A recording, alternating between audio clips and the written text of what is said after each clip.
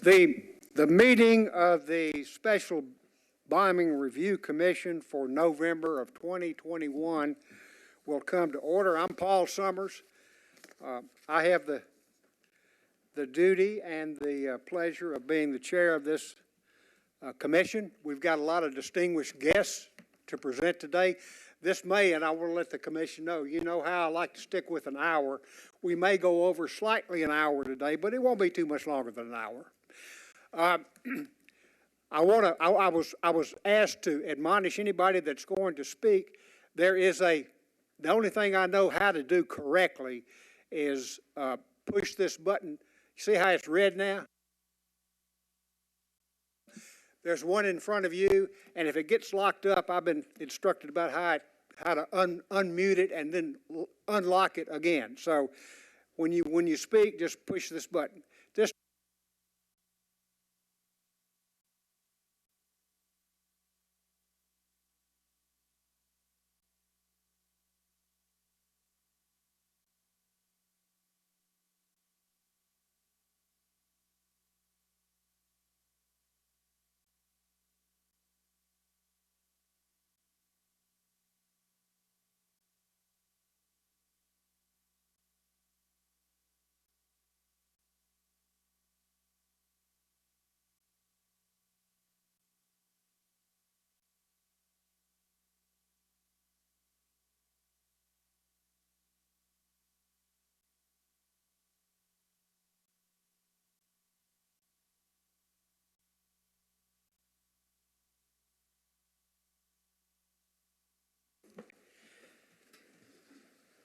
Mr. Chairman, before you go on to that next item, I would like to take the opportunity to say something as a matter of privilege. Absolutely. I would like to congratulate Coach Jamal Stewart, his staff, and the East Nashville High School football team. They'll be playing in the 3A state championship game this Friday at 11 a.m. Eastern. We want them to know that we wish them the best of luck. Thank you. Thank you very much for doing that. We appreciate that. At this time, the agenda, I have submitted the tentative agenda. Are there any additions, corrections, or modifications to the agenda? If not, do I hear a motion that the agenda be approved? So moved. So moved by Vice Chair. Second? Second. All of those in favor signify by saying aye. Aye. Anyone opposed? The agenda is approved. At this time, you should have been sent minutes by our Madam Secretary, Ms. Quinn, the minutes for the October 2021 meeting. Are there any additions or corrections or amendments to the minutes? If not, do I hear a motion that the minutes of the October 2021 meeting be approved? So moved. Motion made. Second by Commissioner Sanderson. All those in favor signify by saying aye. Aye. Anyone opposed? The ayes have it. The minutes are approved and will be attached to the record. At this time, I'm going to welcome just a few guests. I learned a long time ago, my dear friend, the late Governor Ned McWhorter said, I don't like to oftentimes introduce guests because I'll miss somebody. So what I'm going to say is if I miss anybody and you want to be recognized, please stand up. I'll be glad to do that. So, but I would like to recognize my dear friend, former council member and former detective who probably has seen more homicide cases and more violent crime cases. He's probably forgotten about more than most anyone has ever met, and that's my dear friend Bill Pridemore. He's here today. Bill, thank you for coming. We appreciate it. Very briefly, reports from leadership of various committees and working groups. We've got two committees that are set up. They're supposed to report to the third committee, the Lessons Learned Committee. The first is the Criminal Investigations Committee. How is that going, Commissioner? It's going well, thank you. We are planning to bring Lieutenant Lewis back next month, so our December 28th meeting, to answer some questions. We'll send him some questions before in written form, so we'll send you all the answers to that and would ask you to be prepared to ask more questions. We're inviting him back to hear why, what he thinks from an MNPD perspective would have been helpful to respond to the bombing after the fact. So things like, would the bombing technology, would that have been enough to, or able to respond to or disarm that bomb? So that's our update for now. Thank you. Thank you very much. From the response committee, Commissioner?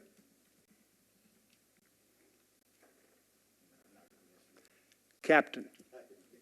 You are a commissioner. You're a captain and a commissioner.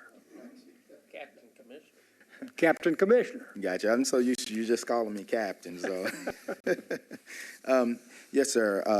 We're almost completed our work. We're in our first draft, which is our rough draft, for which we should have the last portion, what lessons were learned, completed by next meeting to submit to the entire body next time. So I've gotten a rough draft to you all for you all to look over and the committee, and we're working through our work, and we're almost, like I said, done.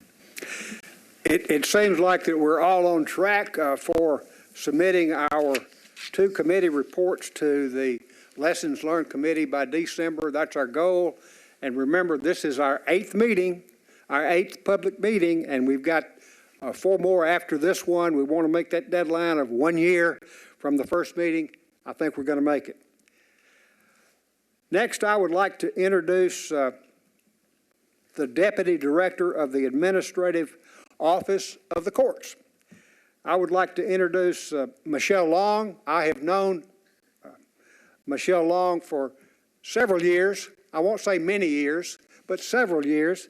I've worked with her on various committees and commissions, and it's my pleasure to introduce her as the Deputy Director of the Administrative Office of the Courts, and she in turn will introduce some of her speakers for this presentation. We're glad you're here. Thank you very much. And oh, by the way, the reason that the Administrative Office of the Courts is here today is because Debbie Tate, back in March or April of this year, she is the Administrative Officer of the Court.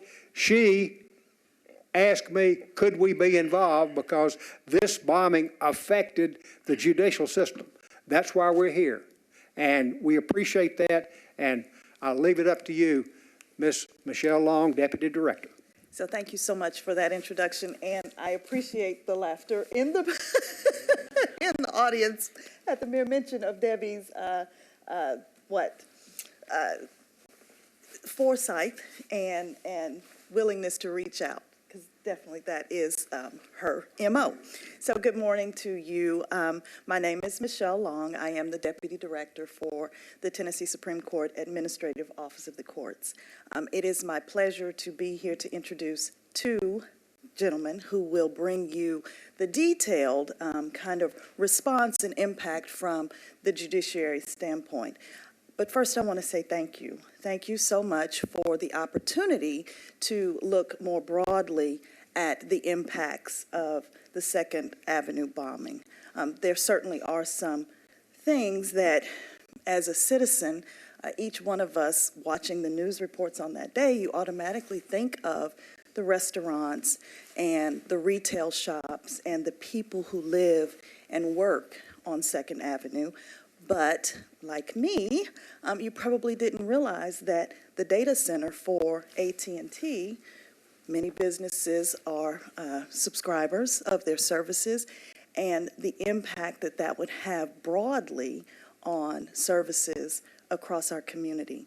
So the courts are not one of those areas you think of readily in that. You only think of the courts when you actually need access to a court in a crisis or some other aspect of life that requires you to need a court.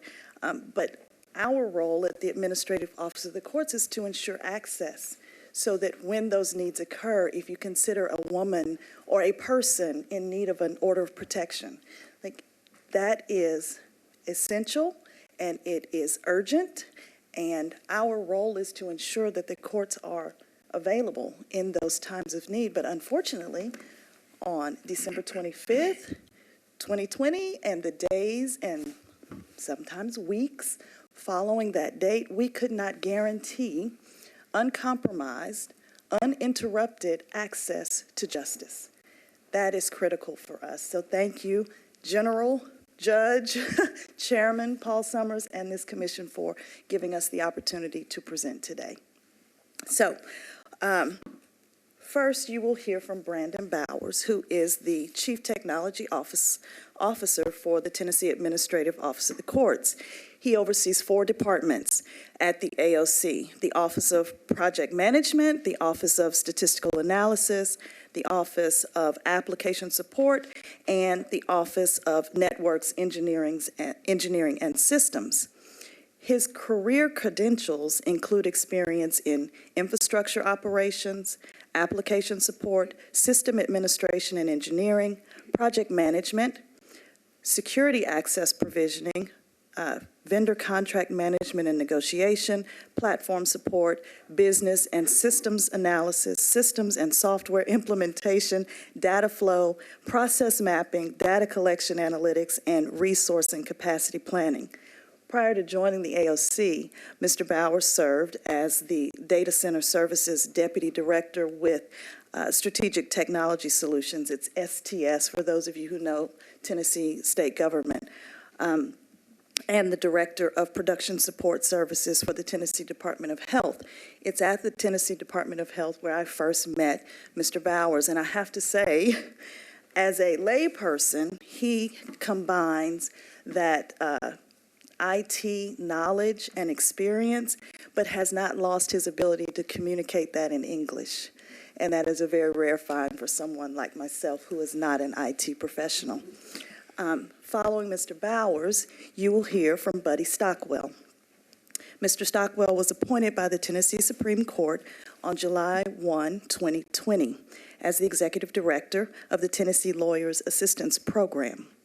Mr. Stockwell comes from South Louisiana, which you will hear when you hear him speak, where he was a volunteer and program monitor for the state's Committee on Alcohol and Drug Abuse.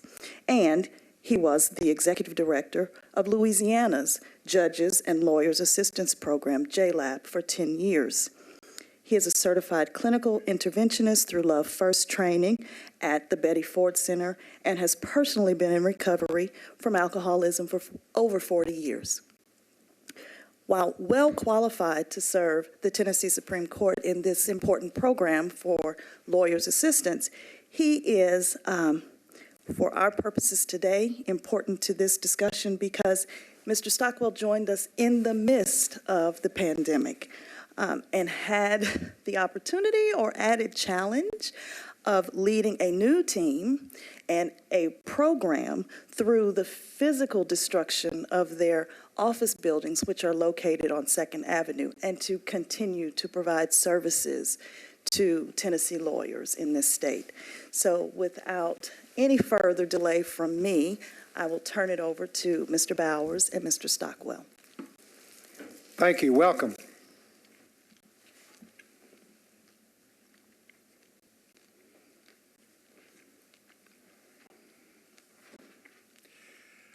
I understand Mr. Stockwell has to leave for another meeting.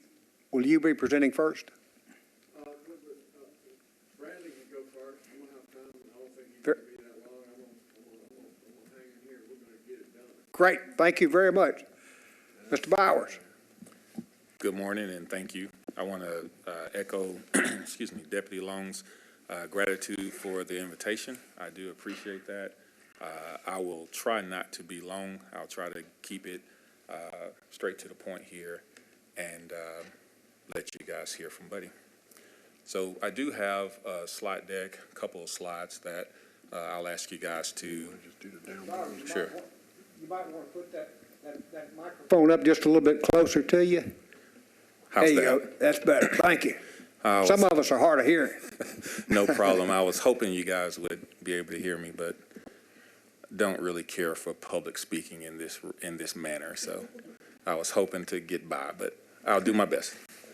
All right, the slide deck here, I wanted to just really go over what our issues were.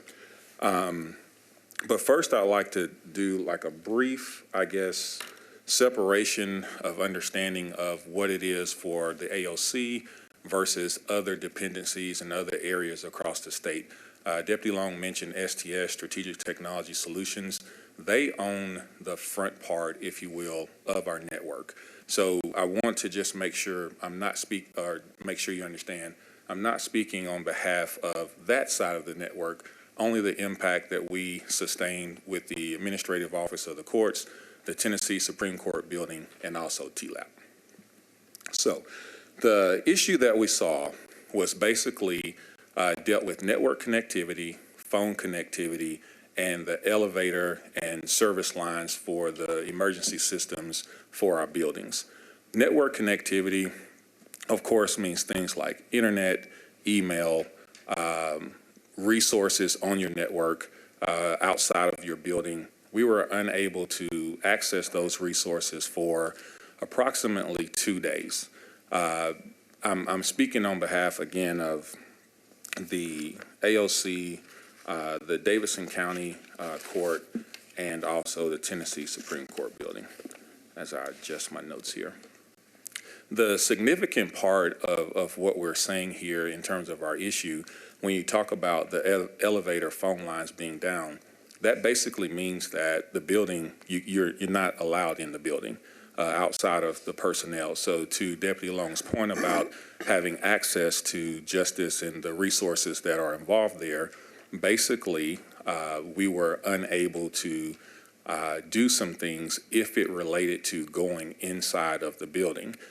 We had been in preparation for some time with the pandemic and making things a little bit more mobile for our judiciary, which we put out hardware bundles. That means laptop, monitors, accessories, et cetera, for those to be able to use outside of a physical building. But to that point, if you had a need to go into the Tennessee Supreme Court building, you were unable to do that for a period of time. I separated the issues with network connectivity and phone connectivity because the AT&T, I will say, they did a great job. They did a great job of responding, but just some of the technology that's in play is 80 years old. So the connects that house our phone system, they're underground. And when the bomb hit, it took their system that kept those tunneling and all of those resources underground, that kept them dry. They were taken offline. So that's where, when I talk about in a few moments that we had intermittent connectivity, that was why. It was working one day, more moisture would get in, and then cause additional issues that they'd have to go back down and resolve. So that's kind of the point there of the impact.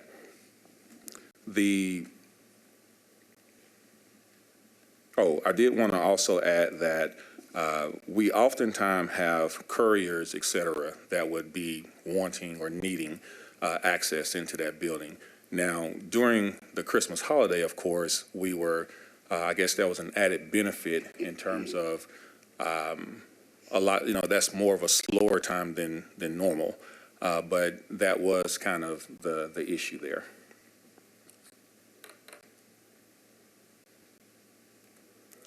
I'll move now into more of the resolution. Just kind of, again, talking about the network services were restored within 2 days, roughly, for our Administrative Office of the Court and the Nashville Supreme Court building. The phone issues, though, were resolved within maybe 3 days initially, but then for the next 3 weeks, we had the intermittent connectivity. And that's where it became a little frustrating for our customers in that one day phone systems would be working, the next day the phone system would not be working. And that's the POTS telephone lines, so that's faxes, that's the lines for, excuse me, the elevators, et cetera. So that's where some of the frustration would come in. Also looking at more on a resolution line, To mitigate this in the future, we are looking at more of a cloud-based phone system that would help us kind of have dual points of redundancy for our phone systems. We have since done that with our network, but we're now working on that for our phone. So I won't rehash some of the impact that Deputy Long already stated, but it is definitely significant not being able to access state resources, judiciary resources during a pandemic like this, because life doesn't stop, but adding the, I guess, tragic situation of the bombing just compounds things like that. So I wanted to share our point of view, and now I'll pass it over to Buddy to share his side of that. Thank you.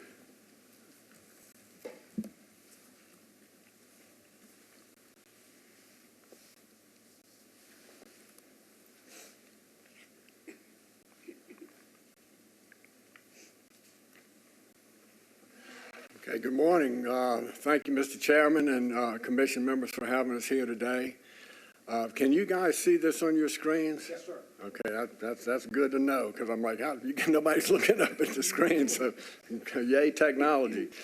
All right, so for us, of course, this was much more of a physical event. Now, TLAP was working remotely because of COVID when I was hired.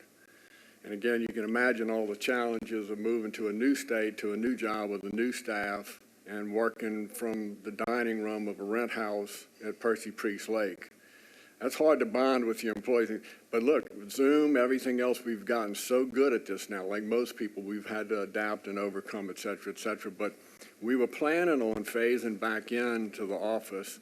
You know, we've been vaccinated and following, if you would, the AOC and their policies of coming back into the office, and the BPR and the other court agencies. But because our offices were so physically damaged, that's been impossible for us to do. So to this day, we're still working remotely. So I want to show you this picture. This is actually a picture of my television set at home, showing the first images. And what you'll notice behind the officers, you'll notice that there's some doors that are just totally caved in, and above them, so one big rectangular window is gone. And that whole front facade, those windows, those sets of 4 windows, goes all the way to the roof of this building. That is a huge internal atrium, so that's a wall of windows. And that's been our big problem, is trying to get that fixed. And you'll see at the end, there's scaffolding in there to this day that prevents us from getting to our front door. So this was my first access. This was January 6th, was the first time I was able to go into the building. And you can see a lot of our windows were blown out. There's glass everywhere. So there's just glass and debris over every surface in the office. It's hard to describe. A blast could distribute that internally into an office at that level, but it did. And of course, we thank God we weren't in the offices when this happened, or you probably wouldn't be talking to some of us.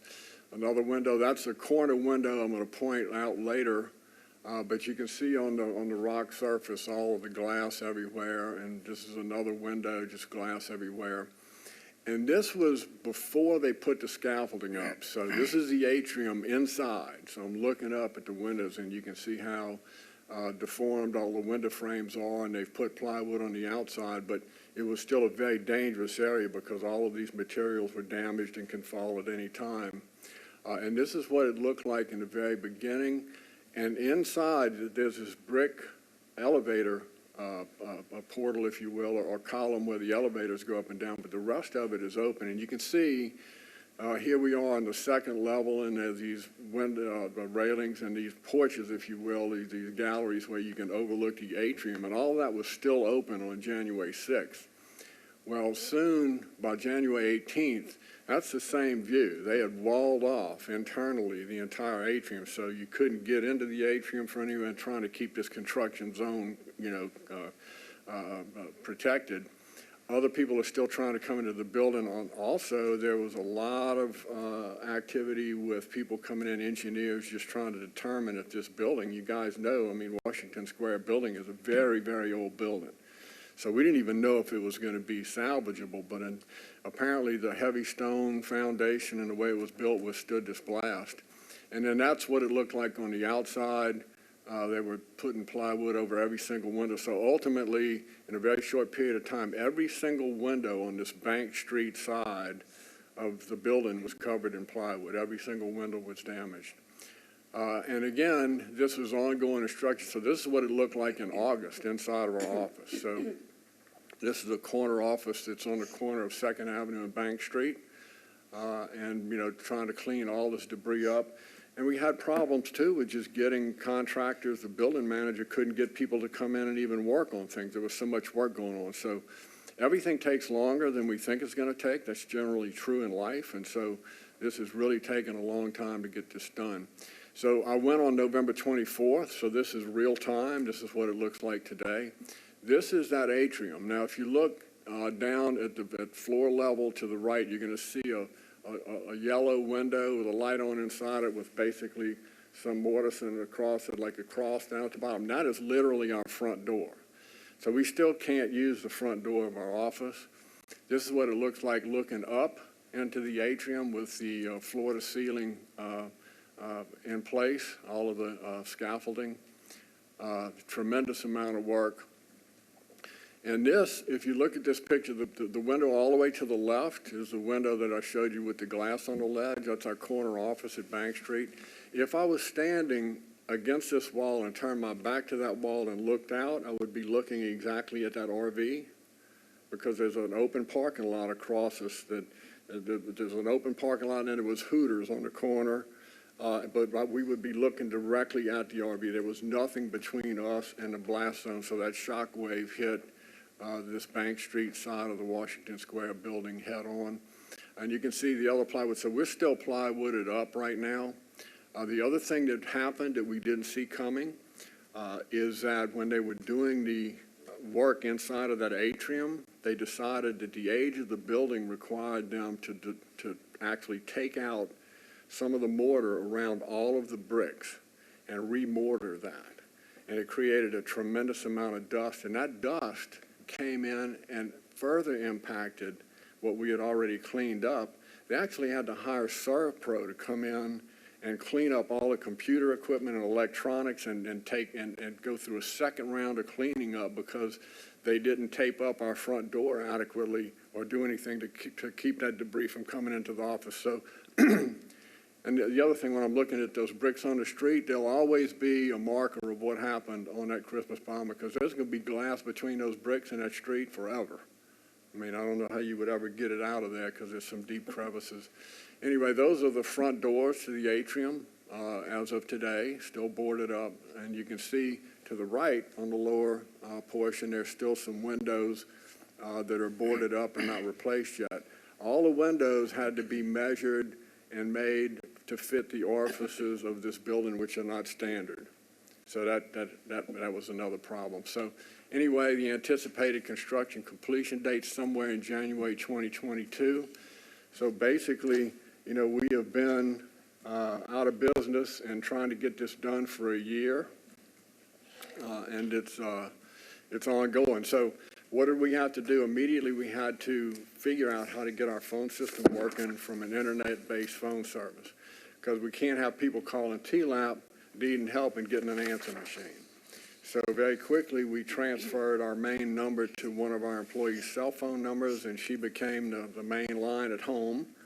And then now we have what's called a MyTel phone system, which is internet-based, which the AOC is using in other areas to make sure that, you know, our phone system operates as if we're in the office. You can transfer calls to somebody's desk, but really you're at your house. And this was technology that I was already very familiar with from South Louisiana, because we had shifted due to hurricanes that we experienced there. We oftentimes have to work several weeks remotely. So we had our phone system, internet-based. All of our databases are internet-based, and through the AOC, there's servers online, et cetera, et cetera. So we have been able to function 100%, but that has required us to become masters of Zoom and masters of all of these other platforms where you can see people, because it's really important in the work we do to be able to see people. I mean, how can I tell how you're doing clinically and try and help you if you're having a mental health issue and I can't even see you? So Without Zoom, we would have had an extremely difficult time, but as we know, people are becoming more and more proficient and comfortable with Zoom, and I guess it's here to stay to some degree. But what we're planning on doing, hopefully, is getting our office all put back together in January and starting to transition back in, and that's going to take some time. But the good news is that very quickly, despite all of this damage, we were able to make sure that we were delivering our services to the Tennessee legal profession and did so without hardly any interruption. So it's taken a lot of ingenuity and dedication, and we certainly couldn't do it without Brandon and the IT folks at the AOC, because they were the champions of making sure that those databases and those systems kept working. And we did have, I don't know, how long, Brandon, were we kind of offline, do you think, for that? About 2.5 days. Yeah, only 2.5 days, which is miraculous considering the damage that was done. But that's pretty much where we are at TLAP, and we're going to keep doing the next right thing and getting it done. If you guys have any questions for us? Thank you, Mr. Stockwell. And questions from the commission to either Mr. Bowers or Mr. Stockwell?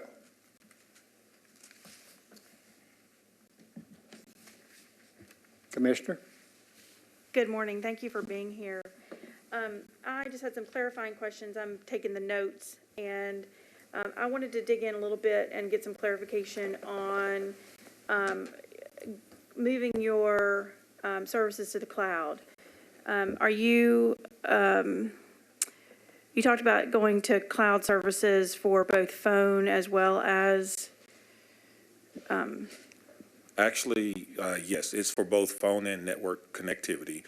We have a project that's called SD-WAN, our SD-WAN project, which is removing us from our NetTN circuits to internet provider like a Comcast. We also have a second line with AT&T. So in answering your question, we're moving both our network, infrastructure to a cloud base. We've already done that.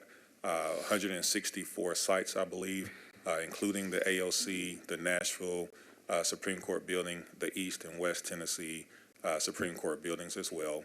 But we're also, as Buddy mentioned, kind of piloting the Mitel phone system to move some of the smaller offices. I think we've done maybe 7 offices. are those VoIP systems? It is. Okay. They are VoIP. Okay. And then is there any discussion around sort of redundancy or secondary, like contingency plans? Yes. Should the cloud fail or? Well, the cloud provider, they have redundant systems, so that's taken care of with the provider. On the network side of the house, we do have 2 distinct circuits. So here, and that's in every location, but here in our data centers, we have primary through Comcast and secondary through AT&T business. Great, thank you. The other thing I want to add on that too is that, and I think Brandon can explain what this was, we were having an issue at first about being able to get to an internet phone-based system because of the processing speed available in the system that we had, and that's been upgraded as well, Brandon, right? Yes. Initially, we had several sites that had subpar network bandwidth. So as an example, if you guys can think back to the AOL days of dial-up internet, many of our sites had T1 lines that were equivalent to what we would have seen 15, 20 years ago. And we've upgraded those sites to at least 50 megabit. Many of them are 100. But that's part of why we had some of the challenges that we've had in that we needed to upgrade our infrastructure as well across the state. So the silver lining of any tragedy like this is where's the opportunity? You know, how can we do better, and how can this put us in a position to make things better than they ever were? So, I mean, Brandon and his team have just done a phenomenal job of handling all of this stuff and after this bombing. I mean, we really thought we would be down for like months. And Is the AOC tied to STS? No, we're separate from STS. You're standalone? Yes. Good for you. 21 years with the state, good for you. No problem. Other questions by members of the commission? Yes, Mr. Chair. Mr. Captain, go ahead. Thank you. LaShawn Oliver, you all. The chair for the Bombing and Response Committee, and earlier we reported on some of the work that we're doing in our committee. And one of the questions we were looking at is the communication amongst the various agencies as it related to the response to, and recovery, rescue of the bombing. And you all presented an excellent presentation, Mr. Byers and Mr. Stockwell. So it was very comprehensive of how it impacted you all. And I'm going to read a quote within our report just to make sure I'm not being redundant. We see that there's some themes amongst people who have testified in this. And so, according to the TBI director, Roush, he stated that there were hampered communication due to physical structures being down. So they learned the importance of having the diversification of resources. And that's kind of what you're alluding to there. And this tragedy, like you said, Ms. Starkwell, that it enforced innovation in a sense and moved along the necessity to diversify is what I'm hearing, to have backups just in case. And then I think that's very, very indicative of the time we're in now, being able to work remote and find other alternatives, because you have gone over a year and not had the access to your office. Would you say Director Roush's statements was about accurate in your case? Okay, gotcha. I didn't want to have to put that in, but it's redundant and it seems to be a theme. No, absolutely. That's accurate. Thank you. All right, thank you all. Further questions by members of the commission? I guess this is for Mr. Bowers. Has it had any increase in speed in other counties outside Davidson to go online for lawyers filing? Well, all of the sites that we support, yes. That project spanned 164, if I'm not mistaken, sites, and they've all been upgraded. And I'd say out of the 164, 56, if I believe that to be correct, was the number of T1 sites. There were another 30 sites that were less than 4. They were 4 megabit or less. So yes, the speeds have dramatically improved across the state in all the sites that we support at the ALC. That's all I have, Mr. Chairman. Other questions? Other questions? There being none, I'm assuming, Director Long, that the example you gave about the order protection, that we would be in better shape now if a tragedy like this happened than we were on December, say, the 24th, 2020.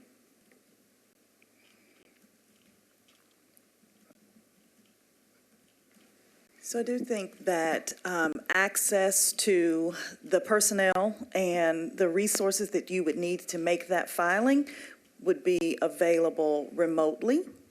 Access to the courtroom and the court would still be controlled by our ability to get into the building. Understood. Which we don't control. Thank you. Mr. Bowers, Mr. Stockwell, Deputy Director Long, thank you so much for your presentation. We appreciate your offering to come. Thank you so much. You are free to go about your business, or you're welcome to stay. All right, thank you as well. Thank you. Thank you.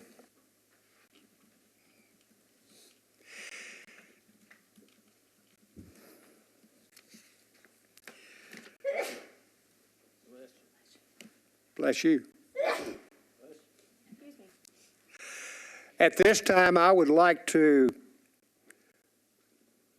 introduce the president of AT&T Tennessee, Joelle Phillips, who has brought with her several people from AT&T representing either present or semi-retired. I would like to take this opportunity, if I could, Madam President, to recognize two people that I used to work with when I was active as Attorney General, and that is my dear friend Jim Spears, who is somewhat retired, still works as a representative for AT&T, and is primarily responsible for having everybody come here today. Absolutely.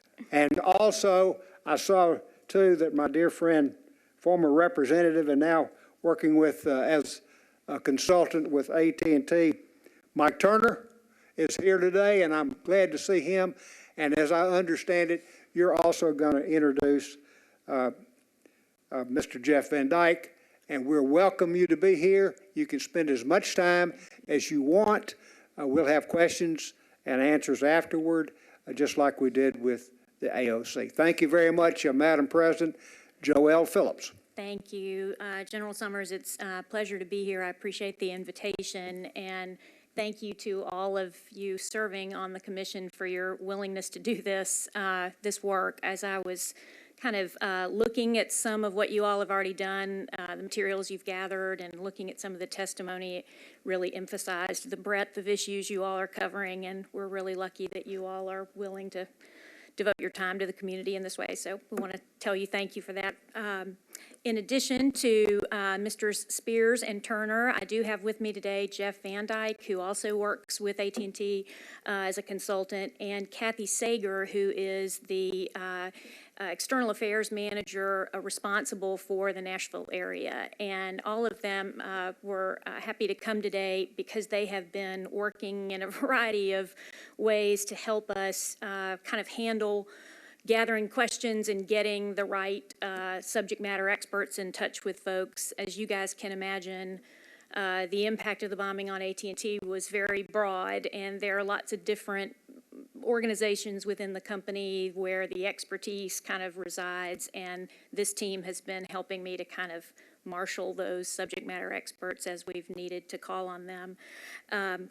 And going forward, you know, I'm happy to answer questions for you today. I've tried to pull together some information based on what I've seen that you all have already been looking at that I thought would be most relevant. And while I probably am not going to be the subject matter expert most familiar with everything that you might be interested in, I think I can be your point of contact to find that for you, and we want to do whatever we can to be sure you have what you need. So the first thing I wanted to make sure I said to this organization today is Brant and I have lived in Nashville now for, I guess, a little over 25 years or so. And I've always loved Nashville, but I don't know that I've ever been as grateful for this community as I've been over the past year. The number of kindnesses and offers of assistance to the company, to me personally, to our employees, has just really been overwhelming. And, you know, we talk all the time about how Nashville's growing so much, but this was a time where it really still felt like a small town to me. And one of the things that I think really was helpful, especially in those first few days, was the fact that so many of the folks working together knew each other. You know, it was a time to sort of think, gosh, I'm really glad for Leadership Nashville or Leadership Tennessee or the Downtown Rotary Club or all of those kinds of things that happen in the community that you know instinctively are valuable, but this was a time when it really kind of practically showed itself for the value that it provides for our community. So one of the things I've kind of taken away from this experience is thinking about my responsibility as a community member to be sure that those organizations continue to happen. You know, when I think about even just that first day, that morning, the first call I got was folks trying to get access to the site so that we could switch over to generator power. And I think it was 5 minutes later that I got a call from the governor's office. Within that first day, and kind of talking with DeCosta Jenkins' team at NES, I also got a call from Chris Jones, who's the CEO at Middle Tennessee Electric, because it occurred to him, well, gosh, it's Christmas and maybe people are out of town, and will either NES or AT&T find it's kind of shorthanded, and were there things that their crews could do to come and help? So, you know, this idea of a community where we know each other is, you know, really showed itself to be really important, I think, in the aftermath with that, and I wanted to be sure that you all knew how important I thought that was to the things that we were able to do well. I thought I would try to overview kind of the most frequently asked questions or the things that have come up the most about the impact of the bombing itself. And then I can also provide you a little bit of information about our ongoing work with Metro Planning and, you know, with the Second Avenue project about the actual restoration to the building. Just to kind of back up, because sometimes I think it's helpful for the context of these conversations, the building that we're talking about, we call a central office. And what that basically means is that it is a building that houses the switching and electronics, the equipment that performs the function of getting a call to the destination intended, or getting a data transmission to the destination intended. And across the country, there are thousands of central offices, but they're not all, you know, created equal. Some of them are much larger than others. But if you imagine a communications network kind of in the analogy of roads or highways, think of central offices as intersections. And, you know, some are major intersections. Some are, you know, more analogous to sort of the hub of a big airport or something, that, you know, these are the places where paths converge. And, you know, it's not surprising, I think, when you think about it in that context, that Nashville's central office would have a more than local impact. It would have a regional impact. Think how often, if you live in the Southeast and you're trying to travel someplace, you're likely to travel through Nashville or travel through Atlanta, and these major intersections in the communications network are kind of similar to that. And because these are the kind of major intersections that are so important, these buildings are designed to withstand a lot, to withstand earthquakes. I mean, this one has, you know, been there through a couple of tornadoes and a flood just in the time that I've been here in Nashville. But in every natural disaster all over the world, every earthquake, every major fire, there are central offices of this type that are routinely kind of weathering that sort of impact. And, you know, I was proud of the folks who designed it, that on Christmas morning, the building did its job. It protected the equipment that was inside of it. And even though it took that very direct, you know, brunt, all of the equipment inside continued to work. It automatically transferred to battery power. And what was damaged was the interface with our commercial electrical power from NES. And again, that's not an uncommon thing. You know, you think about every time there's a major hurricane or a storm, we lose commercial power, and we have batteries designed to give us several hours during which we can enter the central office and move the equipment over to be powered by generators that operate on fuel. And then we can operate that way for really an extended period of time while commercial power is restored. So if you, a good example, I think, if you think about around the same time in Texas, do you remember the big power grid interruption? So we lost commercial power to similar major central offices across Texas, but never had a service interruption because we were able to do the ordinary thing, operate on batteries until you can get in to move over to these generators. The difference in Nashville on Christmas morning was, you know, when I got that first call, it was because the technicians who were headed down there to make that switch from battery to generators had gotten to the perimeter, and the FBI said, this is a crime scene and we can't let you in.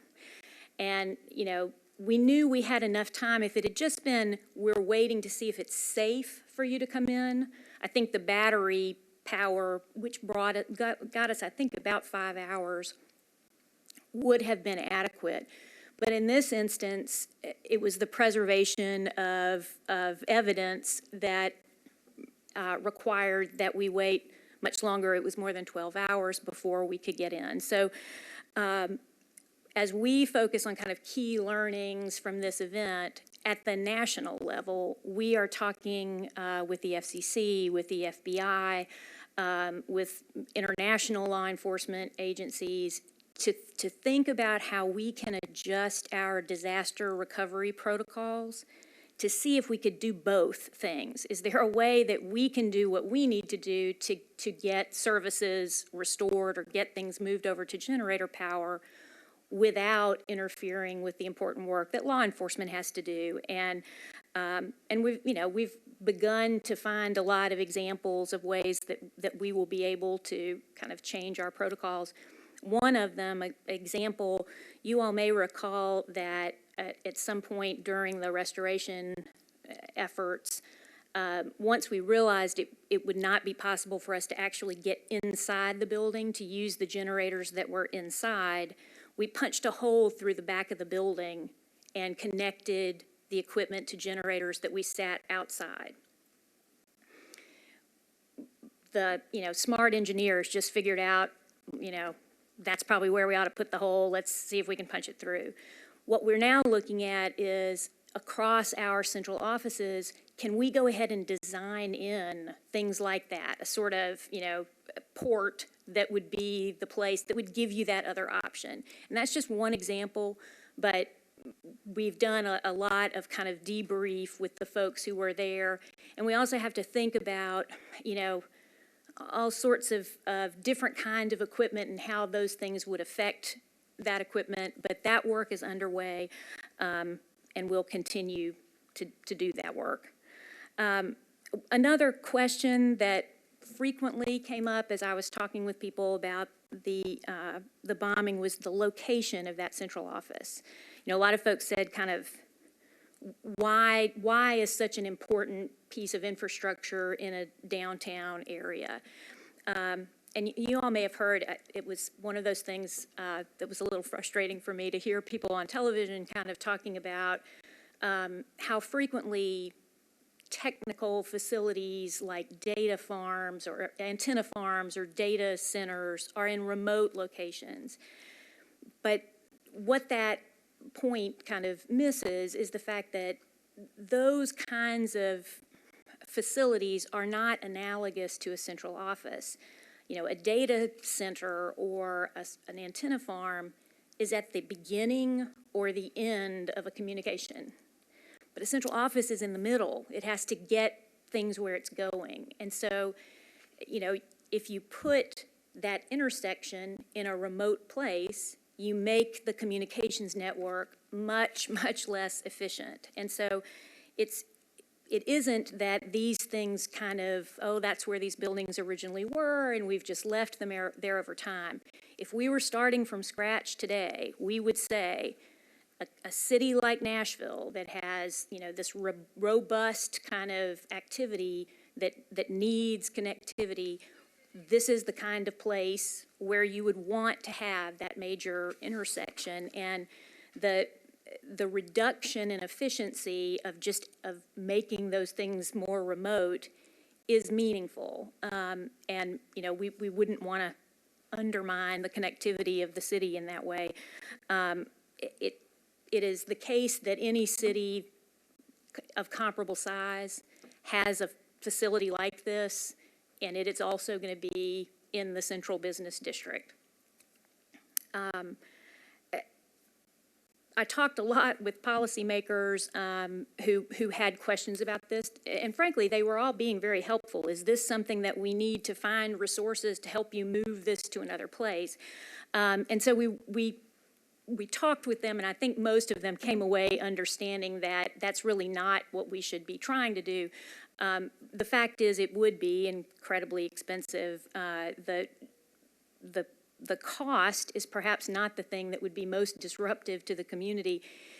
When you think about how much infrastructure is connected to that major intersection, the amount of time and excavation and disruption to the downtown area of Nashville that would be required to re-engineer that to another location would, our folks estimated at least 10 and probably 15 years, during which time most of the streets downtown would have to have some major excavation. So, these are things that you'd spend a lot of money. Our estimate was probably about $650 million, assuming that you could find a place within 10 miles.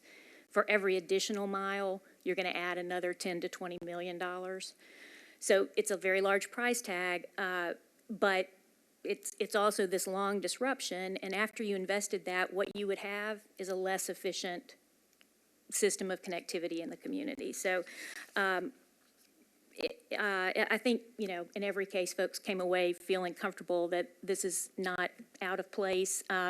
Another sort of upside of it being, in Davidson County is that building alone is about a $1.5 million property tax annually. So, it's a little something to consider.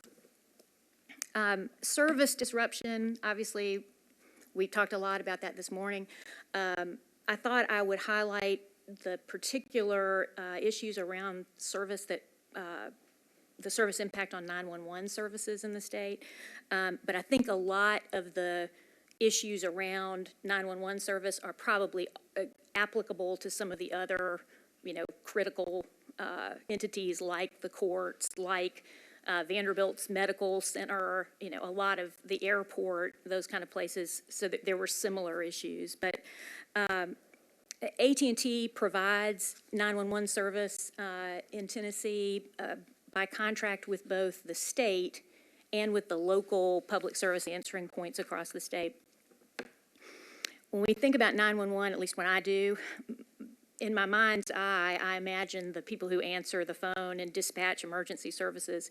But in the context of communication services, 911 service is really three things. It is the technology that enables you to dial 911 instead of the telephone number of your local police department, and the system knows which 911 center to send that call to. That's one aspect. Another is the delivery of the name and address of the person calling, even if they can't speak.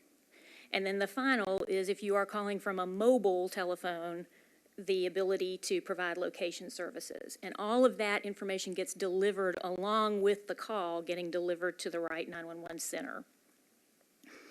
When the power was lost at the central office, some of the public service answering points in the state lost some aspect of their 911 service. It wasn't necessarily all of the same things that affected all of those entities in the same way. And in Tennessee, 911 service is overseen by the Tennessee Emergency Communications Board, and the TECB, obviously in the immediate aftermath, served as kind of the conduit to get good information out to the local 911 centers and to help us kind of expedite continuing service issues that they were seeing. But following that period, the TECB wanted to be sure that it had a very clear understanding of what the impact was in the different locations and what caused that, so they could make good decisions about how to address those things. And so the TECB tasked Steve Martini, who is Nashville's 911 Center Director, and he's also the Vice Chair of the TECB Board, and the TECB's Executive Director, Curtis Sutton, to kind of undertake an analysis of how the system operated and the impact of the bombing. We were grateful. You guys can probably imagine these are folks who are particularly cognizant of the importance of maintaining some confidentiality about the specifics of emergency communications infrastructure.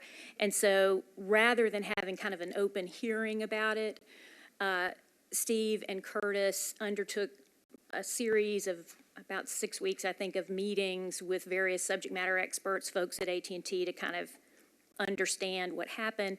And then Steve delivered their report to the TECB in May, and that was delivered orally. It's online in their, and we can help you find that if you all don't have it.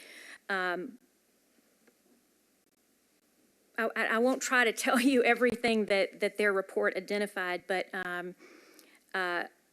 one aspect I thought would be particularly relevant, it reminded me of what Mr. Littlehale from TBI talked about, kind of striking that balance between ensuring redundancy on the one hand and then also making responsible choices about, how many services that we're going to buy that we may not utilize all the time.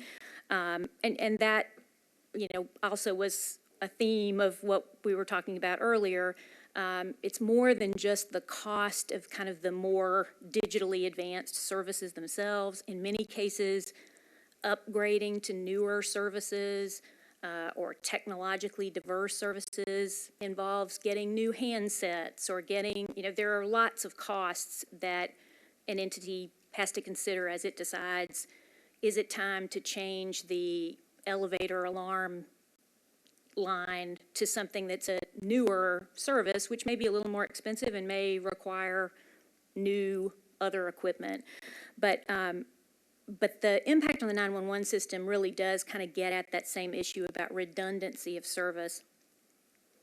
And I think it's important, as you all think about that, to kind of remember that there are various categories of redundancy. There's just having two. If one breaks, you have an identical one that works. There's technology diverse redundancy. So if you have an issue that affects landline service, then having something that works on a wireless or a cloud-based, service would provide an alternative. There's carrier diverse backup. So if something happened that impacts AT&T, it might not impact Comcast. And that is sometimes harder to evaluate because there are instances in which carriers are interconnected and something that happens to one carrier can sometimes have an impact on another. And then finally, there's geographically diverse redundancy, where you actually think, back to that kind of road analogy, where you have two different paths, physically in different places. And for the most part, the kinds of issues that had an impact on 911 service had to do with with a lack of geographically diverse services. That is not to suggest that either the decisions at the TECB or at the local level weren't sound decisions. They had a lot of other kinds of diversity. They looked at that issue at the beginning when the TECB kind of originally designed an RFP for getting redundant services. And the TECB had actually, before the bombing, already started talking about whether the next go-round they should add a component of geographic diversity, which they did. We were very pleased to win that RFP, and that is already underway. So the instance kind of highlighted the need for it, but it was something that they were certainly already looking at. And, Mr. Littlehale did a good job, I think, of talking about that feeling of insecurity of having all your eggs in one basket. And the geographic diversity kind of gets at that idea of things that have to go through that central office. It's important to remember, though, that there are some things that need to be together in the same place, particularly things that deal with wireless technology, where you're going to switch back and forth between two wireless circuits. Latency issues can happen if they are too geographically separated, and we're having to do some engineering around that now to try to figure out some alternatives to do that, to do that better in an instance where we need that geographic diversity.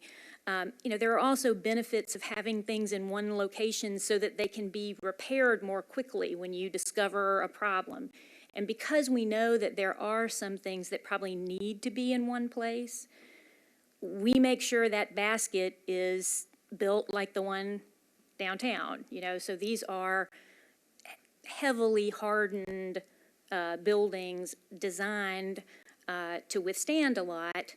And again, in this instance, it wasn't that the basket wasn't strong enough. It was that this was a unique instance in which we just hadn't encountered this sort of crime scene complication of getting in there to do what we normally do.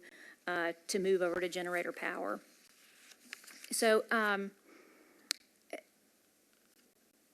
moving on to kind of the rebuilding, I'll just let you guys know briefly that back in March, I got a call from Ron Gobble, who is the project director for the Second Avenue rebuild, and he asked about our plans for the building, and at the time, you know, we were very focused on trying to get the building repaired as quickly as possible, and I think that is probably what led us to originally plan that we would build it back kind of like it was before, that would be quickest.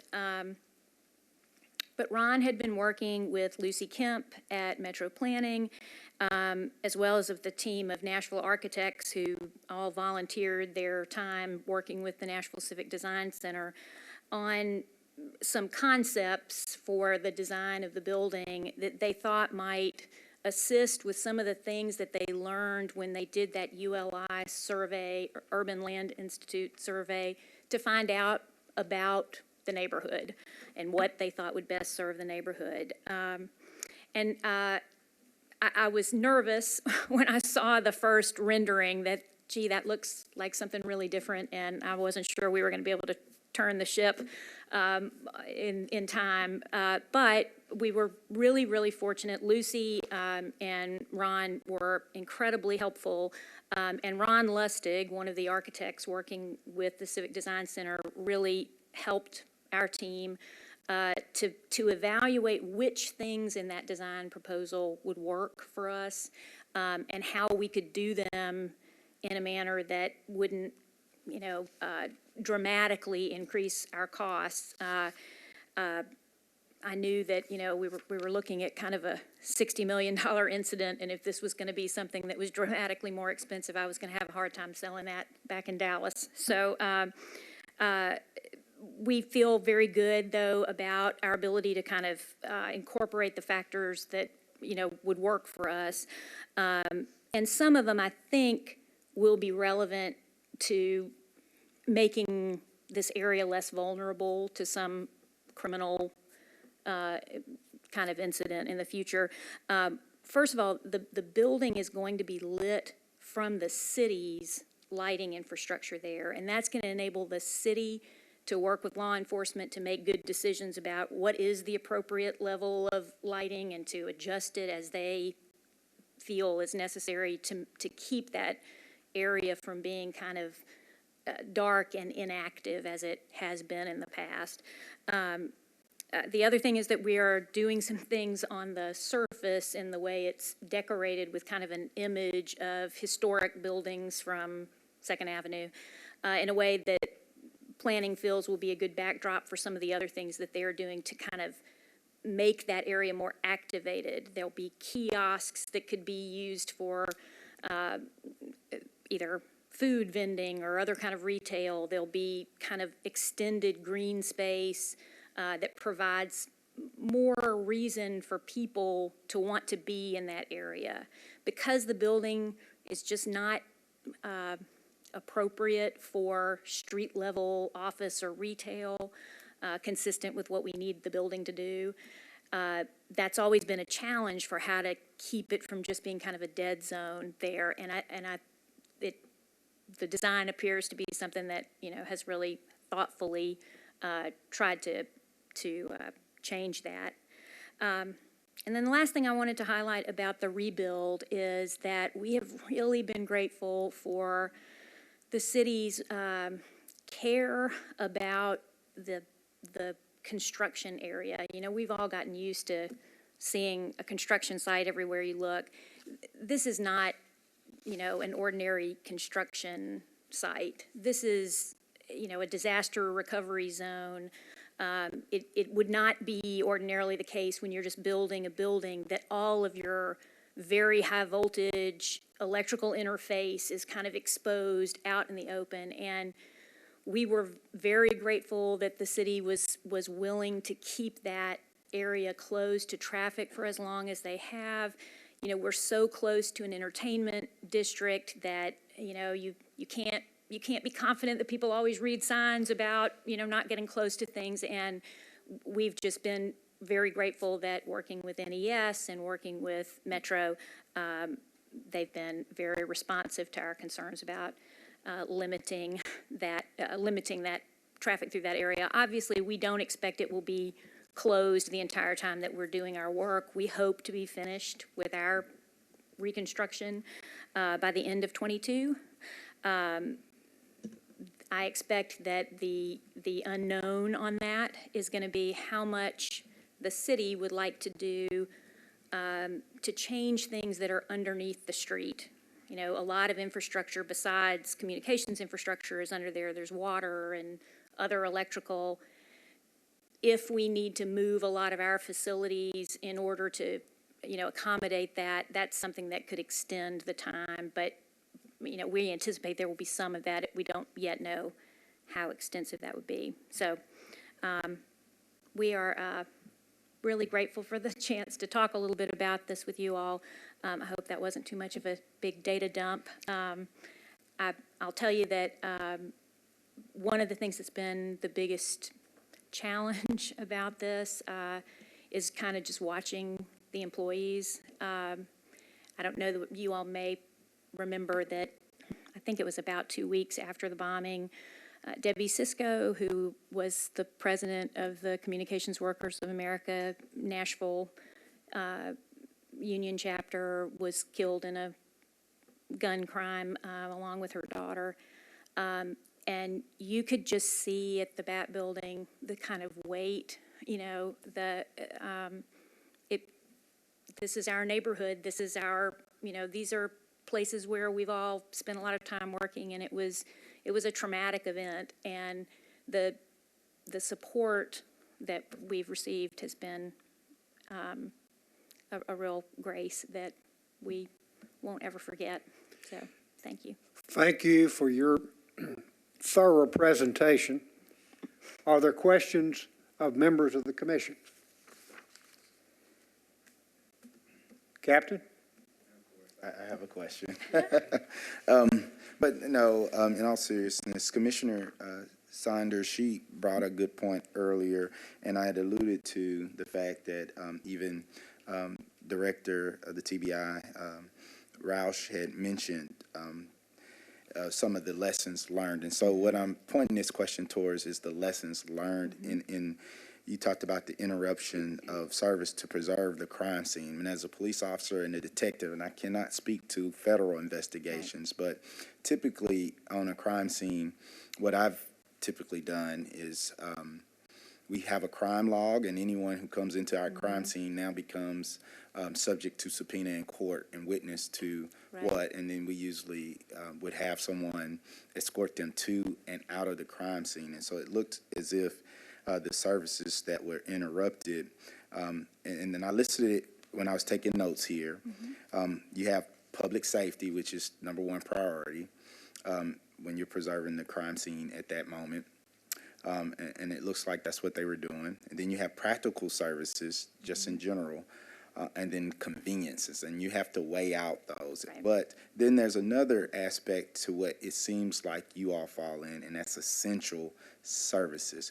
So with that in mind, as it weighs to what are the protocol and what take precedence, lessons learned, what would be your recommendations going forward in another incident? And God forbid it ever happens again, but what would be the big takeaway? You know, a few things. One, it seemed at the time that the major concern the FBI had about our coming in to do the work was that they were trying to gather evidence that was, you know, tiny, and the kinds of things that we wanted to do would have ordinarily done. For example, where there had been a lot of firefighting, there was water. Well, we deal with that all the time. We were ready to pump it out. And of course, wait, that water's got a lot of evidence in it. And so I think looking at the things that we normally do and sitting down with law enforcement as we're doing now with the FBI and with the FCC to say, are there ways that we can pump the water but capture it all someplace? Are there ways that we can access from a different route, like coming up with these kind of ports into the building from outside so that we can stay off of the field where they believed evidence might be? It took a long time for them to feel confident that they were through doing all of that work. You may remember that, watching the investigators kind of walk in little tiny steps, looking at all of the areas on that sidewalk out in front. Our ability to get in to do what we needed to do to get those generators going would have apparently damaged that in a way that they felt was inconsistent with what they needed to do.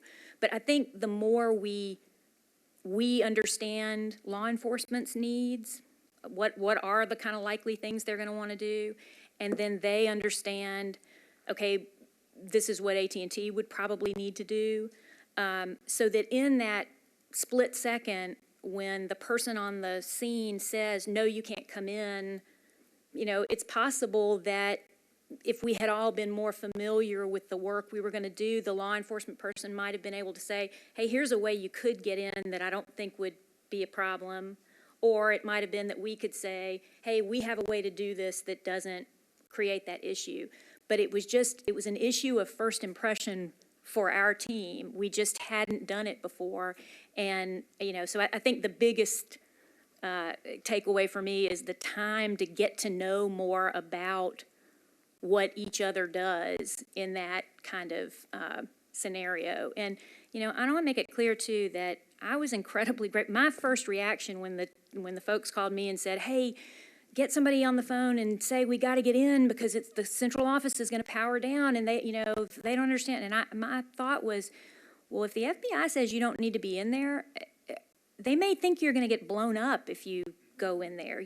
That there was a lot of care and concern about the safety of our workers that we are very grateful for. And that was true of NES as well. As NES was trying to help us get that commercial power interface restored, you've got all of this electrical disruption and all of this water.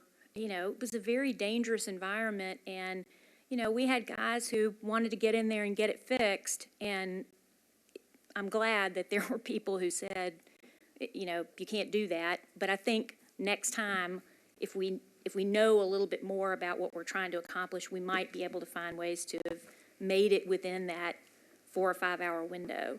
We're also looking at that window, that battery window. Battery technology is improving all the time. And, maybe instead of having a 5 or 6 hour window, we need to assume that, we need a longer window. So, we're looking at lots of things, and the FCC has also kind of asked to be involved in this because, as you can imagine, they don't want just AT&T to be learning these lessons. We want to be sure that every communications provider, in the country has the benefit of this experience. And if I can continue my line of questioning, because it's still... You may, and the next questioner will be Vice Chairman Holland. It's relevant. I want to quote what I wrote down here, because I'll make sure that gets added. And we want to make a recommendation, so that's why I'm persistent.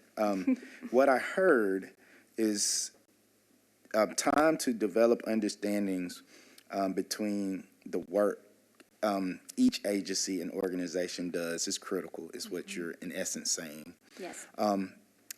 It seems that there's an ongoing working group Yes. to explore, so there's still work left out there to be done. Now, the last part, and I'm trying to establish this, and I'm not trying to lead you, but what I am curious about is the work you did and do you all believe was essential to the public safety as a whole? Because there been applied that the communication was a hamper, and I go all the way back to 9/11, some of the reasons, and we were talking about the formation of FEMA and the incident command system. Communication was a big part. From AT&T's perspective, do you believe the work you all were critical to saving lives? Absolutely. Okay. Absolutely. As we thought about too, even things as simple as just making sure that you get general wireless communications restored. The vast majority of calls to 911 come over wireless telephones. So, not only do we need to be thinking about being sure the 911 center can receive calls, we need to be sure people can place calls. Our lives now operate on connectivity in so many ways that, it's hard to kind of articulate all of them, but I definitely think it's, sort of worthy of being elevated to that kind of essential public safety function to get services restored as quickly as possible. And that is fundamental to the way we think about disaster recovery work. You guys may remember that there were lots of AT&T trucks that were parked over at the parking lot at the Titans Stadium. We have a fleet of vehicles that are basically kind of a spare parts on wheels, kind of, you don't want to get there and find out in the moment that the thing that you need to kind of quickly get something restored, well, we're out of that, or it's far away. And so, those are things that are common to natural disasters. The wrinkle here was figuring out a way to hone those protocols to be a better fit in a crime scene. Vice Chairman Holland. Jamie Holland, excuse me. Thank you for your preparation and your presentation today.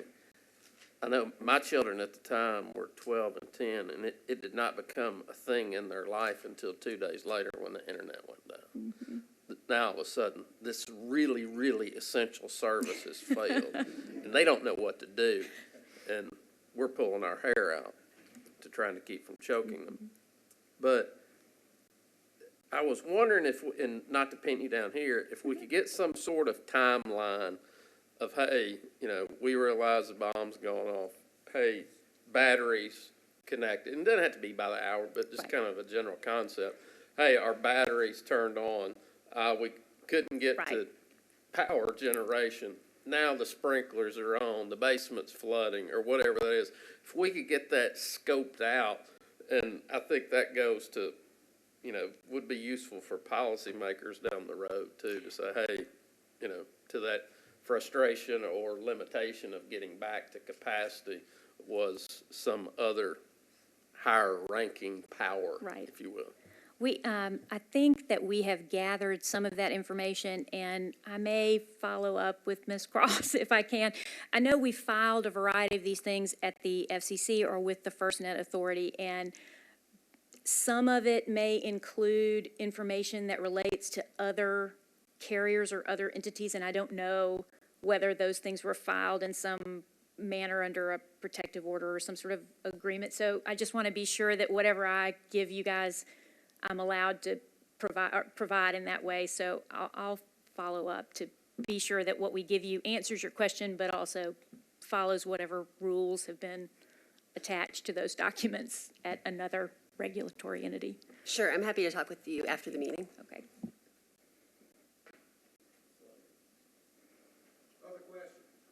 Other questions? Just a quick comment. Sure. To follow on, I don't want to assume, I assume it's happening or it's going to happen, but you mentioned some of the other service providers. So as we think about recommendations and moving forward, obviously looking at your other competitors, but as a service to our community, how much of that information will be shared? And I don't know if that's part of what you're talking about with the documents. Okay. Right. I think that all of the other kind of communications providers have access to kind of participating in these conversations at the FCC. And I want to also be clear that we were uniquely situated here as the incumbent local exchange carrier, for telecommunications. But in other parts of the country, Verizon serves that role. So, we do want to be sure, and I think the FCC is very focused on being sure that, we're getting those learnings across the industry and not, just unique to AT&T. Thank you. Questions? Commissioner. Hi, Madam President. My name is Margie Quinn. I'm the secretary for the commission. And like Captain Oliver, spent a long time in law enforcement as well. Chaos breeds opportunity. And we just heard from the AOC and have heard from others that this gives us an opportunity to rethink and retool both infrastructure as well as capacity. So I'm wondering, and I don't mean for you to reveal trade secrets, but does this give you an opportunity to harden the target? If you can't geographically move the target, you have to harden it. And so I'm wondering if there's an opportunity to not only think about what the battery life looks like, but also, hardening the target for AT&T. Sure. I want to emphasize the building itself really did, withstand the blast. So what we have been more focused on is kind of what do we need to do to that entity to kind of better prepare it to be easier to access and restore service. But things, like making sure that area around the building is lit better. I think that is, one of the kinds of things that could contribute to making something more vulnerable. And we're definitely talking about those sorts of things. One of the things that we have kind of thought historically was helpful was that these buildings don't tend to be kind of fancy, eye-catching buildings. And I did get a good bit of pushback internally when the city asked us to consider kind of changing the look of this building. Ultimately, we kind of decided that, the cat's out of the bag. I mean, people know what this building is now, and, and honestly, changing the look of this building in the way that we've been asked to change it really will make it look more like the rest of the buildings in the area. I mean, at the time, in the early 1960s, when this was built, it was that red material was intended to kind of look like the brick stuff around it. There isn't a lot of tall brick building anymore in that area, and this kind of reflective material, I think, will kind of blend in a better way. But we absolutely are, looking at all the ways we can kind of learn from this, and talking with customers too about, okay, how did this impact you, and what are the choices, and what makes sense in terms of balancing the resources. But I think that there, to your point about opportunity, we are likely about to see a very large federal investment in lots of public projects. So, is that a good time for the IT professionals in government to think about, well, maybe now is the time to move to a more digital service instead of an old landline-based service, and, using some of those resources to do that. And I think that, certainly at the 911 board, we're having those kind of conversations, and, I hope that will be kind of like we're going to see a pandemic kind of benefit, a sort of dividend from all of that we'll see after this, a dividend from kind of identifying some of these issues. Thank you. Any further questions by members of the commission? I have one. Yes, sir. I asked the same question of the TBI director. Nowhere in criminal law in Tennessee, nor in federal criminal law, is motive an issue or an element of a crime. But I have never had a juror or a victim ask a prosecutor or an investigator, what was her motive? What was his motivation? They always ask. Now, you and your company was the victim of an horrendous crime on December the 25th, 2020. Does your company or you have any idea what the motivation was? You know, we view that as really outside our expertise. And what I can tell you from my interaction with the FBI liaison, we've said if there's something we can help you learn about AT&T that will help you with that, but, you know, we wouldn't have any insight into this. I will say that I think it was tough for a lot of our employees in the weeks after to kind of have this sense of why would somebody want to do this to us? You know, why did this happen? And I imagine that that is something that victims of crime kind of deal with. As I mentioned, we had another impact of a crime that was particularly troubling. We are fortunate that we're a great big company and we have lots of resources and, you know, to help employees with mental health resources and to support people through that. Everything that I've just heard, even from the TBI testimony here, certainly suggests to me that this was the product of a person who was suffering with some very serious mental illness. And I have to admit that the more I just personally learned about that, it's one of the things that, you know, it's just terribly sad. I mean, this isn't some person who came from far away and, you know, this is a member of our community who was obviously really struggling. And it has been, you know, just a challenge, I think, in kind of handling employee morale to sort of let people talk about and, you know, express that sort of pain, I guess, of having lived through this.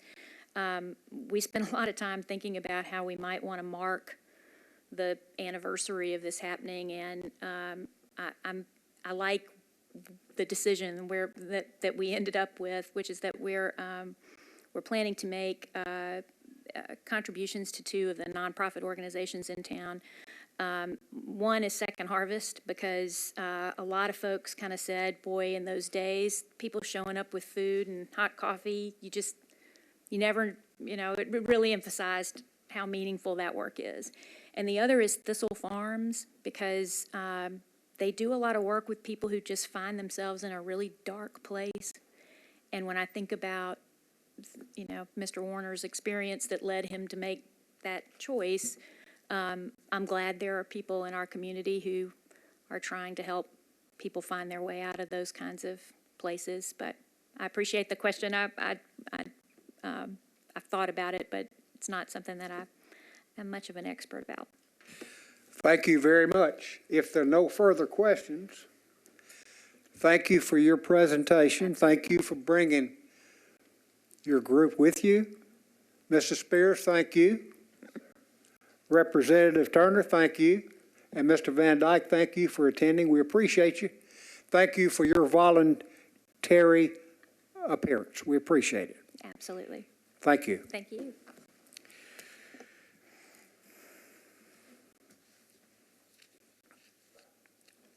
Ladies and gentlemen, we've got to set a date for the next meeting, which is normally not an issue because we always have a meeting on the last Tuesday. However, I've been informed that on the last Tuesday of December, which I think is the 28th, that we have at least 3 people who've got prior commitments on the commission who cannot attend. So, and also let the record reflect, I should have done this at the first, but let the record reflect that Commissioner Gamble is not here. She informed me about a week or so ago that she had a prior commitment. Now, I've been going through my calendar, and we've got to make sure that this room is available from, say, 9 o'clock until about 11 o'clock or 11:15 on that date. I've got 3 potential dates. December the 14th, December the 21st, or December the 30th? The 14th, the 21st, or the 30th? Let's start with the 14th. Does anybody have a conflict from 9 o'clock until 11 o'clock? Commissioner Quinn, you got a conflict? All right. What about December the 21st? Conflict.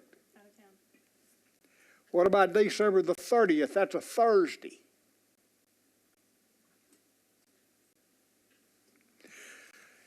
Okay. Anybody got any other dates? Those are my 3 dates. And what ostensibly I'd like to do is, I'd like to have a couple of dates to give to Miss Cynthia so that she can vet it with the scheduler so that we make sure we have a room. All right. Commissioner, can we go back through those 3 dates and then take a consensus? Because it's not that every one of us can make every meeting, but The 14th, the 21st, or the 30th, how many people will be, on the 14th, how many people cannot make that meeting? Well, some committee members got some reporting obligations for the December. I'm well aware of meeting. that. You go to the 14th, you've shortcutting them, and lawyers like the last minute. I don't know about non-lawyers. Well, I'm a recovering lawyer, I If it wasn't understand for the that. last minute, we wouldn't get anything done. The 14th, one conflict. What about the 21st? 3 conflicts. 21st is out, for sure. 30th? All right, let's look in, 16th. What about the 16th? let's look at the 16th. Let's look at December.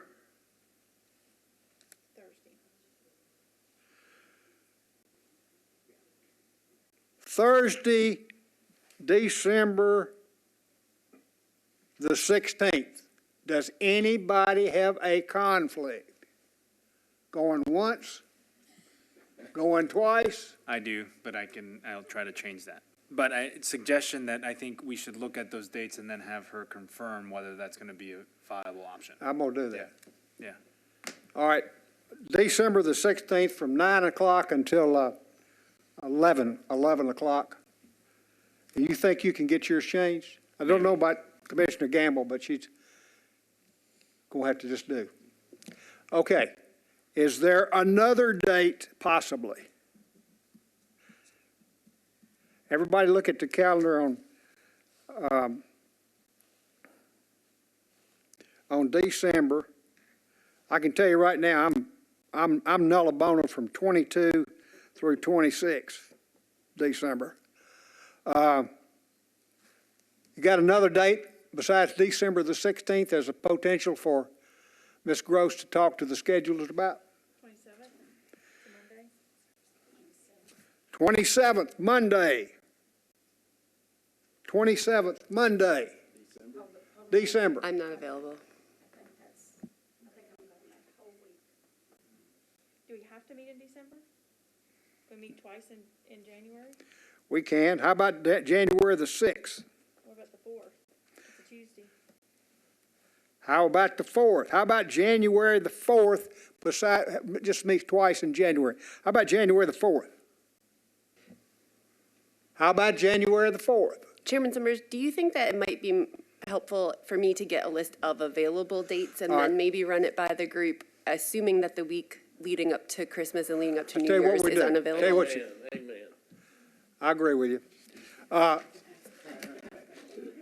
Go get us if you can, get us 3 dates on a Tuesday or a Thursday,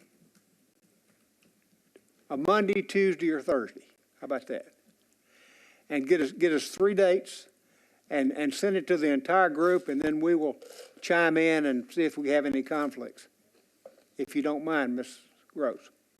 I'd be happy to do it, and I can take everybody's RSVPs, and then we'll figure it out from there. All right, then. All right. That would be wonderful. So, and if you could do that, say, within the next week, we'd be much obliged.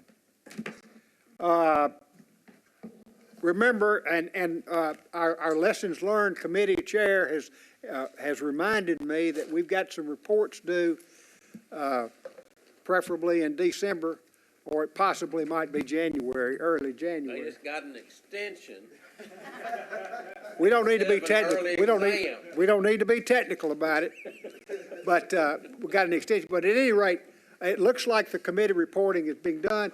If any of the members, need to invite someone to come and speak, feel free to do that after we get a date.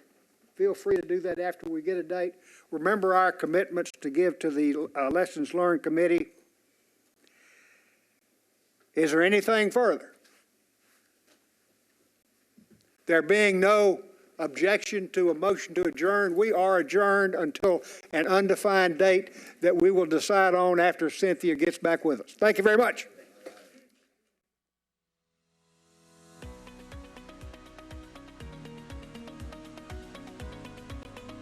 This has been a service of the Metro Nashville Network.